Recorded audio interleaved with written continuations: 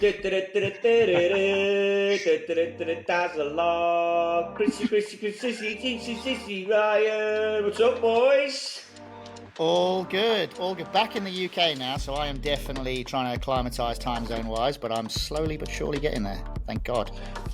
I'm good, but I'm going to shoot off now because I only came for the jingle. We got a lot. See you later then, mate.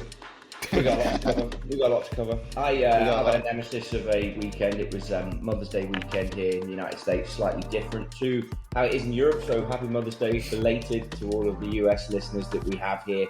I mean, it's tricky. I'm in that window. Kids are 11, my kids, twins, so it's very difficult because they should really be sweeping this up themselves now and taking care of Mother's Day. But obviously you're there to kind of do an assist, but you have kids sports, you're flipping driving here, there and everywhere. So it's just a double bogey that's inevitable in a round of golf, and you just got to make it and walk to the next tee and move on. You can't birdie that hole. Hang on, I thought, I've obviously got this wrong. I thought Mother's Day was the same in the US as it is in the UK, because I'm sure maybe it's Father's Day. It's Father's Day. Didn't Justin Rose win the US Open on Father's Day? Right, okay. Yeah. So Mother's Day is different, Father's Day is the same. Yeah, Father's Day is the same. Mother's Day, for whatever reason, is strangely different. But I've got to say, having seen Trottie's sports schedule with the kids, I mean, it is quite the schedule. I mean, it's a workload all in itself. But I've got to say, having been out there in October last year to this year now, and watching Trottie's son Jakey on the ball playing football, soccer for the US listeners of this podcast, it's a massive jump in ability. They are so good as a team now, just knowing where everybody is. It looks like a Premier League team in terms of they pass the ball where you wouldn't normally see a pass, but the other players do see the pass and they get onto that ball and they take a shot. Really, really good. So the standard of football from Jakey and his teammates is stellar, got to say. Kids in it, they get better at things quickly. It's amazing. Remember back in the day when you used to play golf all the time, you get better really quickly. Now you just play for like the odd 2 minutes here and there and you basically suck. So just before we got on, Bobsy, you were messing around, fanning about with various internet connections there in Birmingham's equivalent of the NASA hub. I see that you've now sorted the Wi-Fi, but I was talking, and I'm going to publicly say it because I think the more I say it, the easier it will get on myself. I think I'm going broomstick, mate. I think this Broomstick? is it. My clip data's got me at I'll even have a look at it. What to work on. This is about clip this episode, so stop with all your chirping before you two pricks get there as well. I'm just curious, before we dive into this, is this because you feel it's going to help your putting, or are you taking that many penalty drops, the extra few inches is going to help you there? Oh, he somehow muted himself. He muted himself. Don't know how that's happened. But I can vouch for the fact that I did play golf with Trottie 3 times in the last 2 weeks. And putting is definitely not his strong suit. Not as bad as he thinks it is, though. But he could do with holding a few more inside 10 feet, no question. That's like a big change, though, going from because I've picked up a broomstick, obviously, like I guess everyone has, and had a little dabble. And I've kind of come to the conclusion that I sort of think, I could make that work. But it'd take a lot of hours on the putting green before I felt comfortable to go on the golf course with it. I think it's a lot of fanning around. Like if I pick up a broomstick, the top of the grip is above my head. So it seems to be pointless having a broomstick for me. So, but I just can't. I've tried longer putters. I've tried all these different things, but I've got an unusually short putter anyway, not just because I am short, but because I think in my game, I like the putter face to be as square to square as I can get it, even though I use a really big toe hang putter. I just feel like I get the right balance of being able to read the green and read the speed of the putt. And I would say on the whole, I'm generally a pretty good putter. I wouldn't say I'm unbelievable, but I'm decent on the greens. So, but short is better. We have me back here, right? Because believe it or not, I you're told back. you Let's listen to your for those story of you now. that haven't freaking aren't watching on YouTube here, you had me. I told you the news, and I disappeared. Not a good start to this journey. But penalty shots already. Right. Give us the rundown. Where's this come from? How did it come about? Good lad. So putting makes up 46% of my what to work on. And I've watched that creep up over the coming months. That is massive, by the way. You get this breakdown of what to work on your game with this clip product. 46% putting. Then it goes 3 to 8 feet importance, 15 feet. And then the next one is 15 to 30. This is your whole game. 15 to 35 feet, 16% importance. Then it goes into other sections of the game. So, I thought a little bit about it. I'll be honest with you. I've had a bit of the twitches with this whole thing for a while. Dazzler and I played a game the other day, and first hole made a putt, downhill, slippy one, but twitched it in. Didn't hold anything else from there. We finished the game, and McD sort of says to me, McD said, that day, actually, we lost, if you remember. We lost. You and I were paired together on that game, so we'll leave that one. No wonder I bloody lost. Yeah. So, no. We lost we lost one of the games. We won the other game. Anyway, yeah, we did. You're getting off subject here. We get in the car, and Dazzler says to me, "You don't look like you're starting anything on the lines and all that." And I started thinking about it. I'm like, you know what? He's right. Tie that in. There's a product coming I want to try out. So I finally get one. But I was just telling Lloyd before we got going. Good. I've had a couple of text messages with Lucas Glover over the years about this, and I got a broom a while ago, and I had it like up high by the sort of chin or the buttons or whatever. And he was saying, like, he just looked at Adam Scott, thinks Adam Scott's an athlete. He thinks the left arm should be path, the right arm should be face. But he's like, you need to get it a little bit shorter than what you think. So obviously I then stand in the garage with like a hybrid or a 5-wood, 7-wood driver, 3-wood, 3-iron. I've had 3-iron there, trying to figure out, these things aren't very long. My 3-iron is like 39 and a bit, not long. I've ended up cutting this freaking thing at 42 and a quarter. That is seriously short for anyone out there listening. So my worry is that it's going to look, if someone like you rolled up, Bobs, and grabbed it, you're going to hit pots with it and think it's a conventional other than the my angle, and I'm going to be walking around. But you know what? If my arse is in the air all day because I'm picking the ball out the hole, I've decided I don't care. It's worth a go. We've got to give it a go. So you've got to try.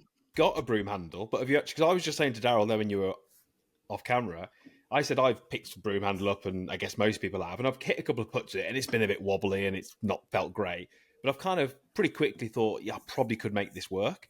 But for me to get that on the golf course and play with it, I feel like I'd have to put some serious hours in on the putting green to the point where it became comfortable. Have you played around with one enough that you're at that stage yet, or is it like you're going to commit to it now and then maybe in a few months you'll put it in the bag? Well, it's interesting. I've got like a member thing in a few weeks, which I'm already worrying about. I've agreed to a game on Wednesday morning. I'm already worried. I've already texted the lads and said I might be bringing a broomstick here. And it's like, how's that going to go down? But then I'm like, well, if I can't hold pots anyway, I might as well miss them looking a dick, mightn't I? It doesn't really matter. But, such is my, as Daryl's already alluded to, ridiculous children's schedule and the double bogey of Mother's Day. It's like, I got this thing Friday, drove to TaylorMade to get it, whipped out a TaylorMade, was frothing to give this thing a go, and then just had to sit there and look at it all weekend. It's like being in a strip club, just horrendous, just looking at it all weekend. What the middle-age equivalent, you know what I mean? Daryl, what were you like when you played a lot more at putting new clubs in your bag? Because I'll tell you my experience. You will both know I was an awful putter, right? Like a terrible. Yeah, you were bad actually. And I probably am a bit better now, but I would never have less than 36 putts. It was awful. And I'd go on the putting green, I'd work away, and I'd think about putting a new putter in the bag. And bearing in mind the previous round, I'd had like 38 putts, right? And I'd go on this putting green, I'd try a different length, a different head, I'd put great with it, I'd stick it in the car, I'd drive to the tournament, and then 10 minutes before the tee time, I'd stick my old putter back in. Even though I hated changing clubs. I don't know why it was. I just had almost like a fear of being on the third hole with X number of holes to play and just can't use this club that's in my hands, and it used to scare the life out of me, even though I was a terrible putter. I think Data's got to drive it now, boys. Like we're in a different world than what we were 20 years ago. Can I just add here, and I know we're going to talk about it in minutes. This is a good segue. You're going to say your piece, then we're going to segue, Daryl. This is how this is going to work for the next 30 seconds of your life. Dustin Johnson's like that, Bubsy. Go on, Daryl, and then bring it back to Dustin. Well, all I was really going to add was I'm pretty experimental with clubs, probably a bit too much, to be honest. So I've had to kind of curb that in quite a lot. So now I've got a lot of product in the bag that probably does need a bit of an update because it's been that long since I've had it. But putter-wise, there's 2 putters now that I've used regularly, and I would say probably for the last 15 years. And one of them really gets your feel going, and then the other one I feel like is a bit more controllable. So the one that I had is actually years and years. Your boys will probably remember me using it. Was a Wilson 8802 putter. I've still got it, and I'll still use it just to get feel of the speed of the greens, work on a bit of strike, and just get the ball rolling and feel like I'm rolling it without really thinking about anything technical. Because I think as soon as I go technical, it all goes real pear-shaped. Was this when you were the best putter in the world? That's right. When I was the best putter in the world. That's correct, Trottie. Yeah, we'll leave it there. Yeah? And then, but then I also then have a TaylorMade. It's kind of like a half moon heel shafted number, and that putter, that's the one that I would typically use 9 times out of 10 if I'm actually playing. But the other one is good to get the speed. So that Wilson putter, is that almost like a training aid for you? Do you almost feel like it's something that just keeps your stroke in check and just does good things for you? I think so, but I'll play with it. I'll go out on the golf course and I will play with it. So when I feel like when I feel off on the green, I'll easily put it back in the green, back in the bag, and then play with it, no problem. And I'll putt well with it generally. But the other putter, the TaylorMade one, I definitely putt better with more consistently. But if I start to lose how I'm standing to the ball and everything just feels a bit off, then I've got to go back to something that's so off-piste, but still heavy toe-weighted putter. And then I generally feel like I get the feeling back of reading the greens. My big thing is I'm actually quite good at reading greens generally, I would say. And I'm, like I said earlier, I'm decent on the green itself, but you've just got to get the speed and the line right quickly. And I think the 8802 helps me just feel that quicker than any other putter. That's why I stick with those. I've got a little golf friends story for you. About an 8802, which is a little known fact. I've never been covered on a podcast for sure anywhere, but you know what? But see if people first time for everything. Well, I just see if people pick up on it. Guess who uses an 8802 as a training aid? Don't know. One guess each. No, don't know is not a guess. It's a podcast. You have a guess. Phil Mickelson then. Close. No. Training aid. Come on, Bobs. You got this. Training aid. Your favourite golfer. 100%. Your favourite golfer. 100%. Ever to play the game. Who's your favourite golfer ever to play the game? Happy Gilmore, but I can't think it's him. I mean, Tiger, but... Does he really? 100%. Really? Yeah. I did not know that. No one really knows it.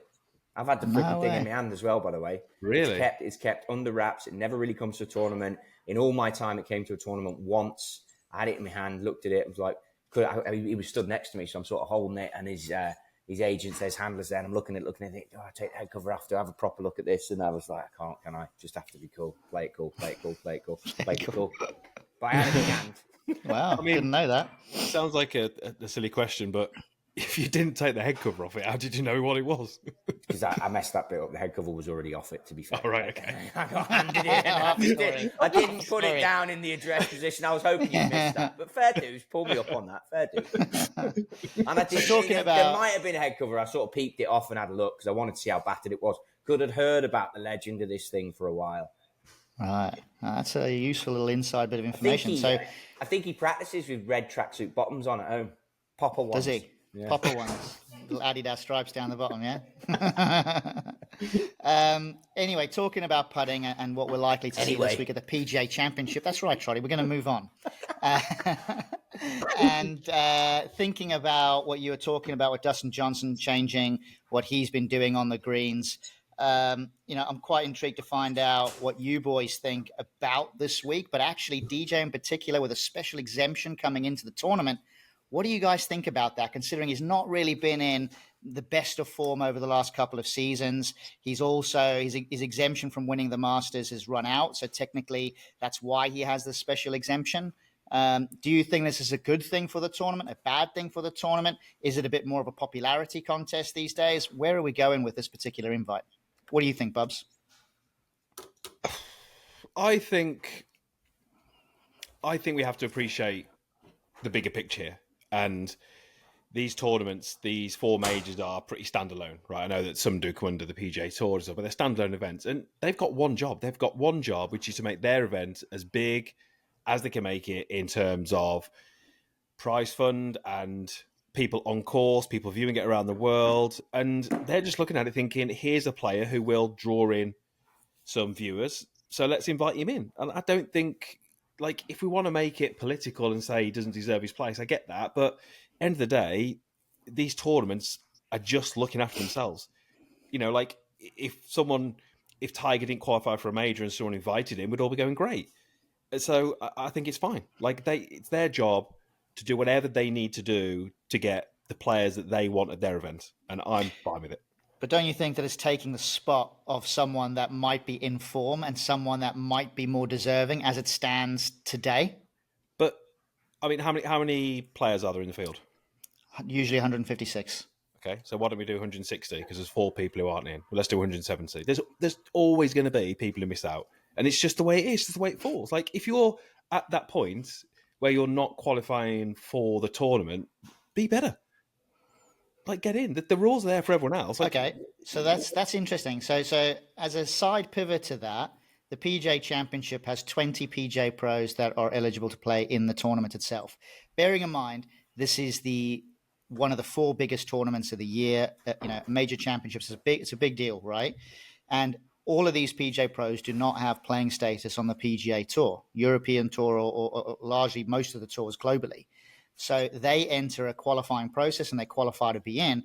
But do you think then that 20 pros is the right number of pros? Now, because going back to that 156 number, you've got 3 or 4 players maybe on these special exemptions. Then you take out 20 of those guys, you're left with like 130 people in the field.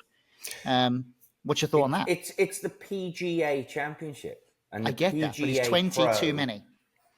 has a place in the game. Is 20 too many is the question. So you're not, okay, is 20 too many in the game? That's a good question. I'm going to say yeah. You think it's too many? Yeah. I know that they trimmed it at Wentworth quite a lot. So what number do you think it should be then for What is it at the Wentworth major now? championship? It's less now. I want to say I can't remember the exact number. Used to be like Lloyd 6 might have or to do 8, a didn't dig. it? Used to be It's 6 less or than 8. that now. It used to be, I think it used to be 10 or 12 actually. And then it's dropped down to about 4 to 6, I want to say. I think this number should go down to 6, to be honest. I mean, that's a big drop. They won't get there quickly. And look, it's really harsh against the PGA pros. And I know some of these guys, but look at the history of how they've done at the event. It's I mean, let's just, again, done a little bit of research here through my man, Dan Davis from Clipped, which I love. Let's tell you I'm 46%. Are you a fan of Clipped? Just to check if you're a fan of Clipped. I'm not sure if you are. I'm going to be flipping, sweeping up with this broomer. Quail Hollow, par 71, 7,626 yards. Now that then brings me, Bubsy, to Darryl hits a 4-iron 185 yards. If it's 185 yards, he pulls 4-iron. Yeah. 4-iron. And it's a 790. So the thing comes off like it goes clang, and then it goes, and then it's just like hits a gravity wall and just drops out the sky. Like, then I normally put money in my pocket when I play against you, just to check. What's your handicap? I don't know, mate, today. I don't know. Got these red tracksuit bottoms I'm wearing. 7,626 yards. How many 4-irons would that take, Darryl? There's a question. He would, you know, everyone's playing the mini driver. Darryl would have like a mini 3-iron and a mini 4-iron as well as a regular 3-iron. 7,626 divided by 185. It would take Darryl 41.2 4-irons to play Quail Hollow. That's all right. 30 putts, I'll shoot 71. Perfect. What a round of golf. Yeah. 41.2. How's the 0.2 going to look? What are you going to do there? I don't know. In the world, that's right. You know it. Do you know a guy called? You probably don't know him personally, but he was quite big on Twitter. I don't really know if he's on the platform called Lou Stagner. He does a lot of the stats. He's big into stats, and he's got all the shot scope data. And this was maybe a couple of years ago, but it was leading up to a major, and someone had quoted the distance or the length of the golf course, and he went back over the last few years, and it was like, you know, the last 20 odd majors, there wasn't one major that had played the length that was stated on the course. As in, it will not play 7,600 yards. There'll be forward tees. There'll be this. You know, there'll be obviously a day where it plays longer, but I don't think it will play that length. That's You'll So I'll shoot less than 71. There you go. You get 44. Mate, I'm under par. Could you I'm under imagine par. if McD goes out, gets his PGA of America, qualifies, and then it's 44 irons? I mean, a day. Legend. The point is, though, right? You get these lads in, and like Blocky, amazing player, hits it beautiful, ball speed. You know, he's always chasing it, but even he's like the 170 ball speed. And as daft as that sounds, like, and I know, Bubsy, you hit it long, but you're an anomaly here. Like, what's your ball speed? We've had this ball 185, 180 still. I'm probably on the course now. I'm probably under 180 as I'm getting older. So to cruise between 170 to 180 is about tour player, right? I have to absolutely smash it to get up to. I mean, there was a monitor out the other day on the golf course. Smashed it. Ball speed went up. Ball went off the planet. Didn't care because at that point, all anyone's looking at is the ball speed number. McD hits one. No, it wasn't you, McD. It was the guy we were playing with, if you remember. Ball speed 153. 153. You hit one. The guy Miles, I hit it further than anyone else because it went down the road. guy we're playing with goes, do you know that's LPGA? He's not taking the piss. He's like, do you know that's the LPGA average ball speed right there? Like, stern face, boom. Everyone looks at McD and goes, nice drive, son. Good drive. I guess we can't say who this guy was, right? No, leave it out. Anyway, it was funny. I want to touch on this because it sort of ties in nicely to what you've said. Right. Just quickly, reel off what you think are some of the best par threes in golf. Well, 12 at Augusta, short one. Troon, postage stamp. Definitely. Postage stamp. Members 11 at Hoylake is a joke, which will be 13th for the tournament. Now that little eye at Hoylake, ridiculous. All these are little... That one, members 11th, by the way, isn't that short. But yeah, totally. Everything is short. Yeah. Good point. Good point. Well made, son. This week, 4 par threes, 184 yards. That's the shortest. 249, 208, 223. And the greens will be concrete. They don't need to be that long, do they? Because the best par threes... Oh, sure. I just think, like, obviously, you know, we know from doing what we do, you look at a wedge and you hit 100 wedges, that's going to have a grouping, right? It's going to have a dispersion. As you go through the clubs, that gets wider and you get this kind of cone shape going out. So if they're trying to make it 249 yards to make it really difficult, you can do that at 100 yards.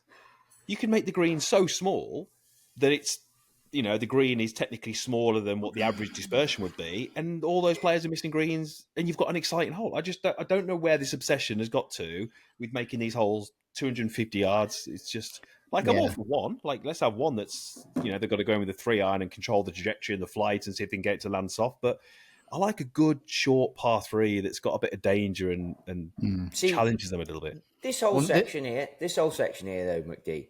This is why the lad has justified his seat on the podcast. Information like that. I mean, there's no other way about it. Let's not just skip over and move on. That's how he gets his spot. It's an important seat. But he's right. I know I'm right. That's how he gets it. But there's not one par 3 in the world that you think is iconic that's longer than 200. There's not one hole where you go, oh, that 200-yard par 3 is amazing. Who said? No one says that about any par 3. True. Kiawah Island, 17th. That's a joke. I'm also just learning that we're into season 3, and I had no idea that I was having to justify my place in this podcast. Did you not know this whole time?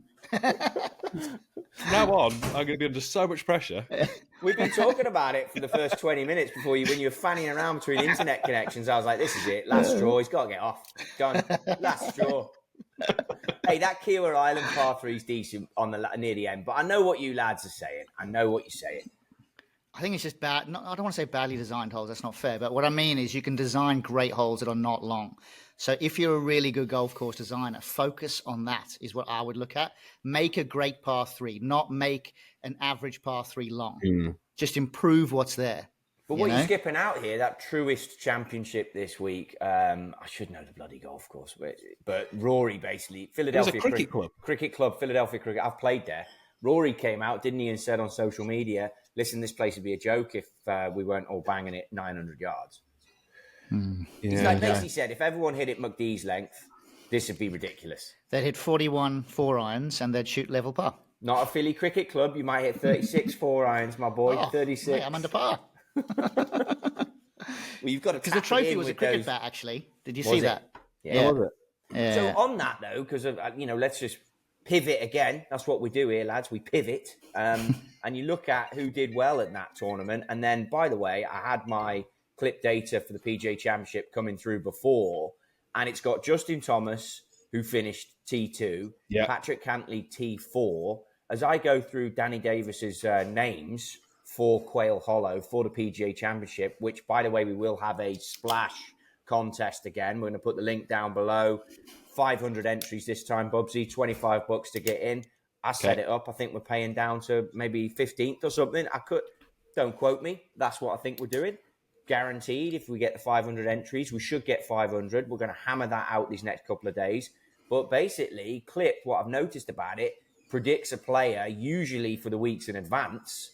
And this time round, it's gone and got JT in there, who finished second. Obviously, your boy Sepp Straka won. My man Shane Lowry was in the mixer. But who are we fancying? You have to look at the 7,600 yards. You have to look at the Green Mile, which I've covered with TaylorMade before, which is the finishing holes at this golf course. The weather, by the way, is looking like it's going to be soft golf course, rain coming in. So it's obviously going to benefit the long hitters. And just before we move on, I did predict the winner on the PGA Tour for the week prior to this week. Now, look, not difficult. Scotty Scheffler, it was always going to happen. But my data got me in and said, you need to put in a broomstick or a little sweeper, and Scotty Scheffler's going to win this week. So who do we fancy round this gaff then? For me, I fancy JT. I think Justin Thomas is looking pretty good. He's playing solid as well. I really fancy him. I know everyone's going to talk about Rory because he's obviously had some great events in the past there. He's clearly in good form. Confidence is clearly strong. So it's hard to look past Rory when you look at those particular points. But personally, I'd really like to see Justin Thomas do well. I was a bit gutted about Shane Lowry missing out over the weekend. So hopefully he comes back this week with a bit of bite as well. Obviously, you got all the usual suspects. But if I was looking at someone that I want to do well, someone that I'm rooting for, I really want Minwoo Lee to have a great week. I would love to see him challenge near the top of the leaderboard. Why would you root for him? I just like him. I think he's a great personality. No, I just like him. I was watching some stuff about him on the flight back from the States the other day, and I thought, I just really like this guy, and I'd like to see him do well. And I think he's good for the game, and I just like him. Yeah. So it's just like a bit of a fan favorite, you know? But wouldn't you be, if you're going to root for someone, like a cool root for would be Dustin Johnson. That's a cool root for, because everyone's cool root for me. Well, I like Blandy. Blandy's in the field. Richard Bland. There's a root. Yeah, there's a root. I like that. I also like the fact that Neiman is in the field as well, and he's in good form.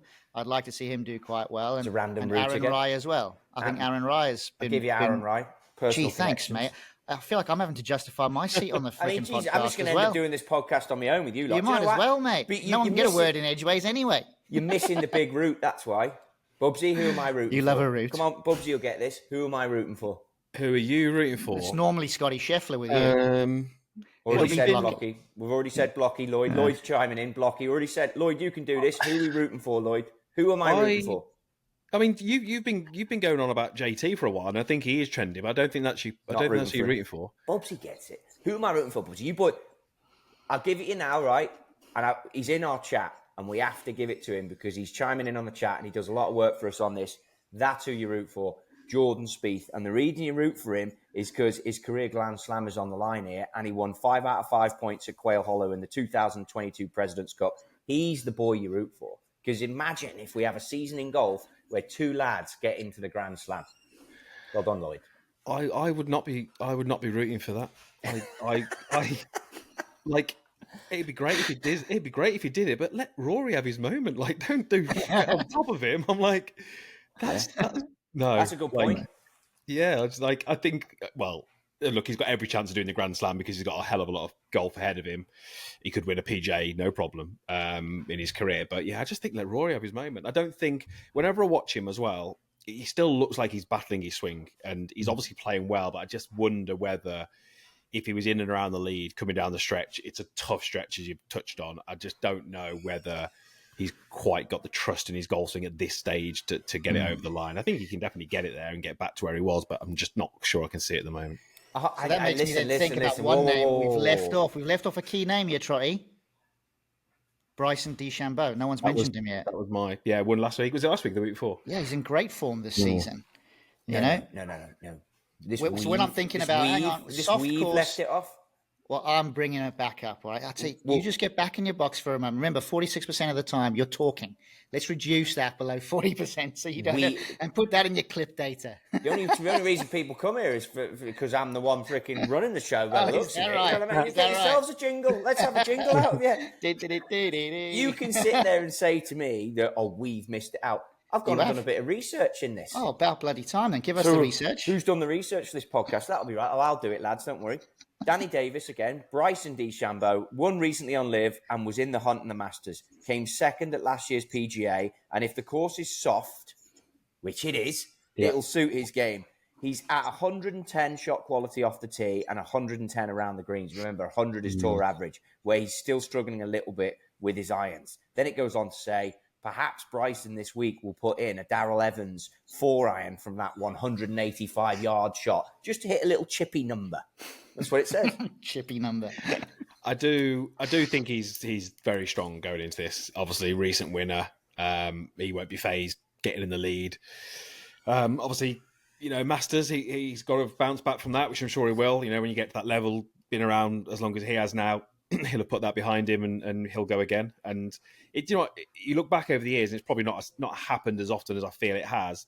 But you do get players who get in and around the lead of a major, don't win it, and then they seem to win the next one. That probably doesn't happen anywhere near as much as I feel like it does, but it wouldn't surprise me to see him win it.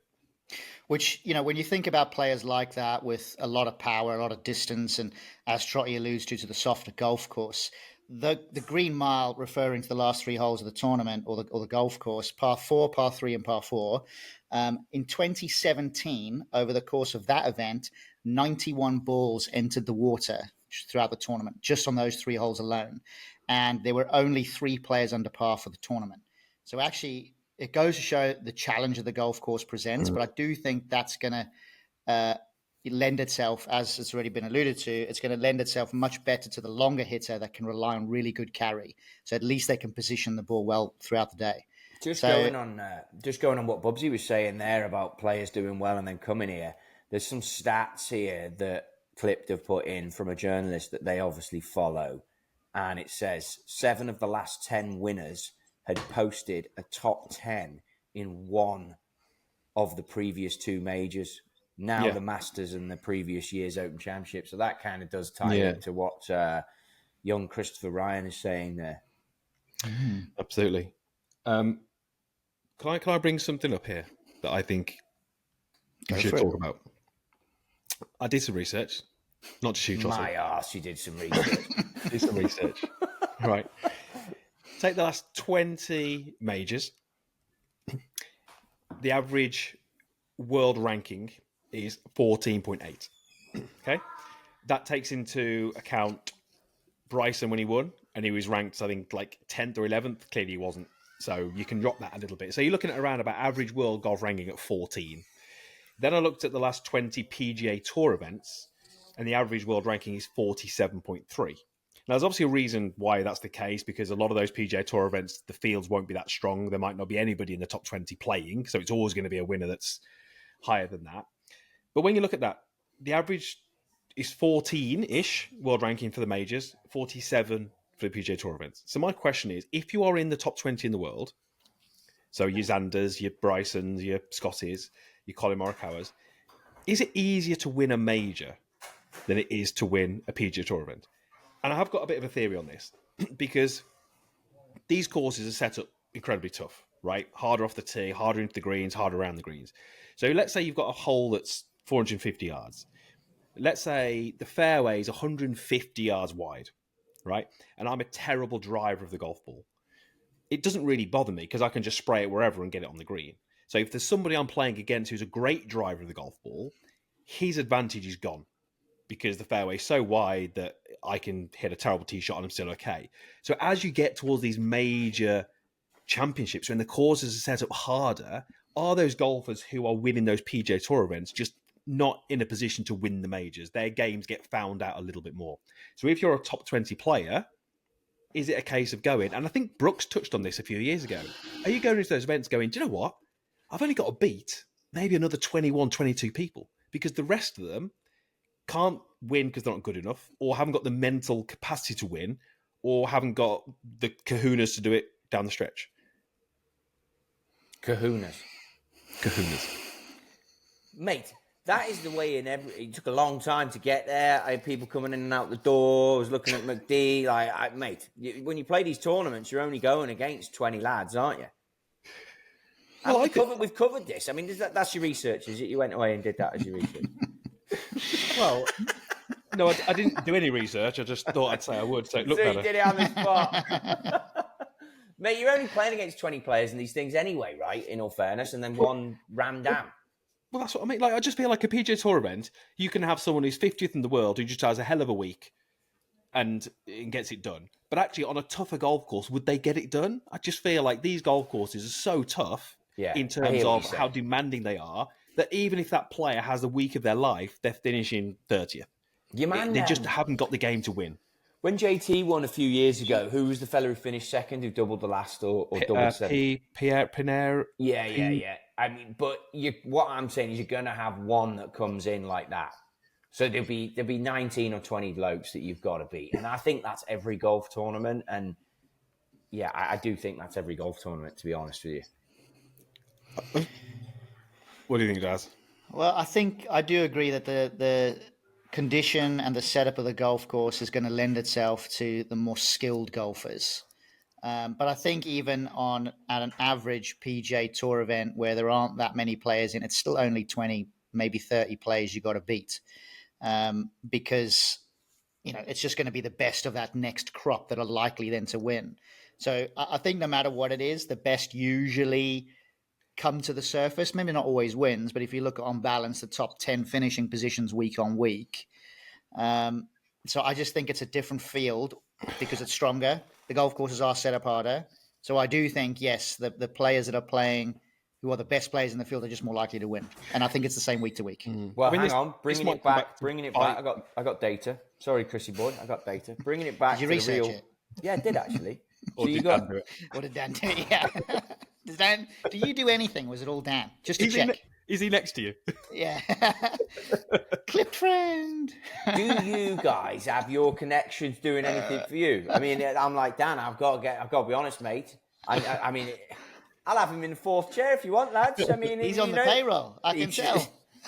Each way outsider, compliments of Dan Davis from my clipped friend. Yeah. So get out of town, you bunch of pricks. Sam Stevens, strongly trending across the board and at a very impressive 105, which is up 4 in player quality. Now, you got him listed? Anyone got him listed in your research? No. Stick that in your pipe.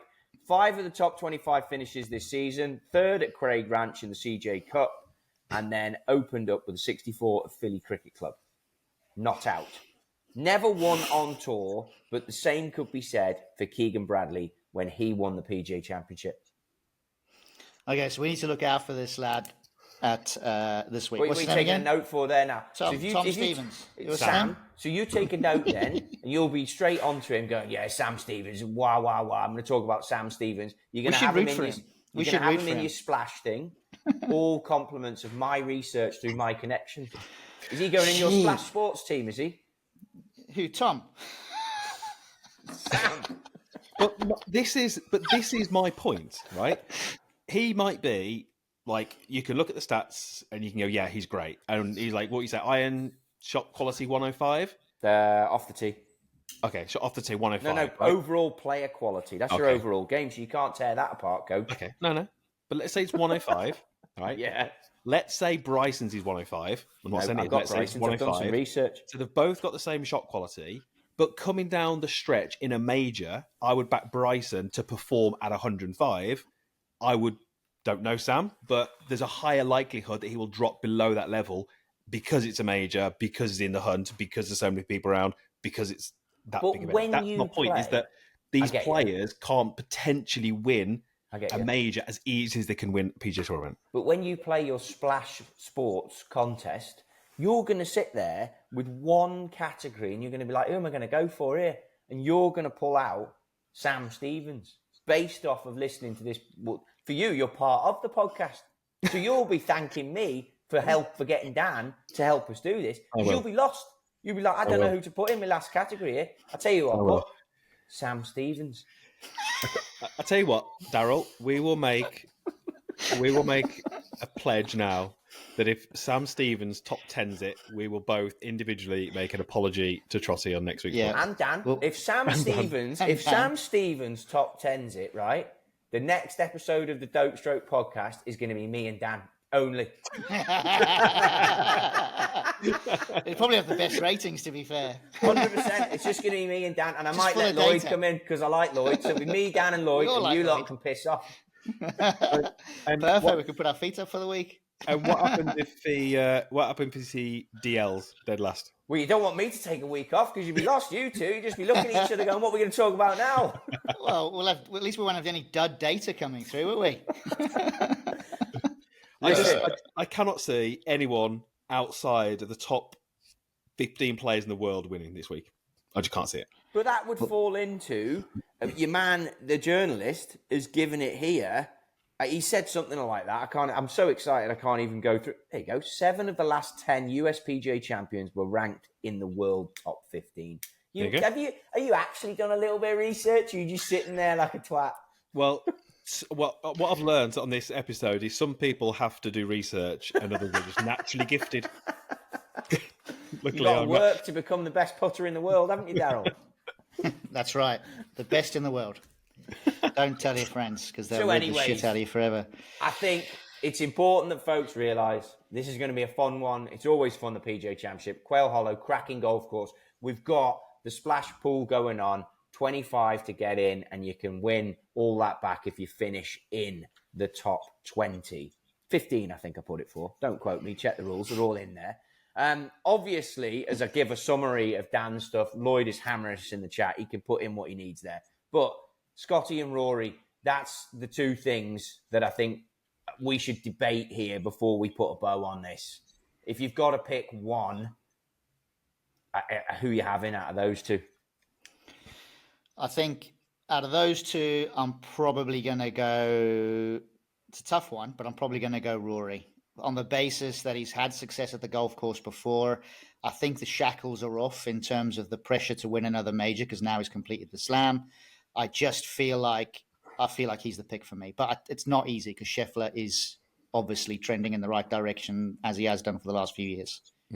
I completely agree with what Daryl said about you could choose either. I would probably urge towards Scotty just because I think Rory's basically climbed that mountain. And I don't know where he goes from here now. I don't know whether, not consciously, but I don't know whether he kind of takes his foot off the gas a little bit.